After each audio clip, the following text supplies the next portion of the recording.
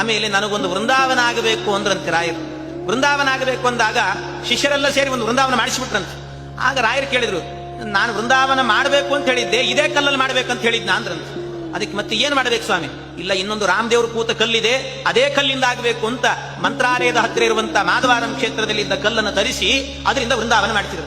ಅಲ್ಲ, ಮತ್ತೆ ಒಂದು ವೃಂದಾವನ ಮೊದಲೇ ರೆಡಿ ಆಗಿದೆ ಅಲ್ಲ, ಅದನ್ನೇನ್ ಮಾಡಬೇಕು? ನನ್ನಿಂದ ಮುಂದೆ ವಾದೀಂದ್ರ ತೀರ್ಥರು ಅಂತ ಬರ್ತಾರೆ, ಆ ವಾದೀಂದ್ರ ತೀರ್ಥರಿಗೆ ಈ ವೃಂದಾವನವನ್ನ ಮಾಡಿ. ಅಷ್ಟೇ ಅಲ್ಲ, ಆ ವೃಂದಾವನ ಎನ್ನುವುದು ನನ್ನ ಪಕ್ಕದಲ್ಲೇ ಇರಬೇಕು ಅಂದ್ರಂತೆ ರಾಯರು. ನನ್ನ ಪಕ್ಕದಲ್ಲೇ ಯಾಕಿರಬೇಕು ಅಂದ್ರೆ ಬಹಳ ಜನರಿಗೆ ಗೊತ್ತಿಲ್ಲ. ನಾವು ಪ್ರದಕ್ಷಿಣೆ ಮಾಡುವಾಗ ರಾಯರಲ್ಲಿ ಮಂತ್ರಾಲಯದಲ್ಲಿ ರಾಯರ ಜೊತೆಗೇನೆ ವಾದೀಂದ್ರರಿಗೂ ಮಾಡ್ತೀವಿ. ನಾವು ಯಾಕೆ ಮಾಡ್ತೇವೆ ಅಂದ್ರೆ ರಾಯರು ಹೇಳಿದ್ದಾರಂತೆ, ಯಾರ್ಯಾರು ರಾಯರ ಸೇವೆ ಅಂತ ಮಾಡ್ಲಿಕ್ಕೆ ಹೋಗ್ತಾರೋ ಅವರೆಲ್ಲರ ಸೇವೆಯನ್ನ ನೋಡ್ಕೊಳ್ಳೋ ವ್ಯವಸ್ಥೆ ವಾದೀಂದ್ರ ತೀರ್ಥರದಂತೆ. ಅದನ್ನ ನೋಡ್ಕೊಳ್ತಾರಂತವ್ರು, ಯಾವಾಗ್ಲೂ ನೋಡ್ತಿರ್ತಾರೆ. ಅದಕ್ಕೆ ಹೇಳಿದ್ರಂತೆ, ಎಲ್ಲಾ ಸೇವೆ ಆದ ನಂತರ ವಾದೀಂದ್ರ ತೀರ್ಥರಿಗೆ ಒಪ್ಪಿಸಿ ಹೋಗ್ಬೇಕಂತೆ. ವಾದೀಂದ್ರ ತೀರ್ಥರಿಗೆ ಒಪ್ಪಿಸ್ಬೇಕಂತೆ, ಸ್ವಾಮಿ ನಾನು ಇಷ್ಟು ಸೇವೆ ಮಾಡಿದ್ದೇನೆ, ರಾಯರಿಗೆ ತಿಳಿಸಿಬಿಡಿ, ನನಗೆ ಅನುಗ್ರಹ ಮಾಡ್ಲಿಕ್ಕೆ ಹೇಳ್ರಿ ಎನ್ನಬೇಕಂತೆ. ಹೀಗೆ ವಾದೀಂದ್ರ ತೀರ್ಥರು ಈ ರೀತಿ ಅನುಗ್ರಹ ಮಾಡ್ತಾರೆ.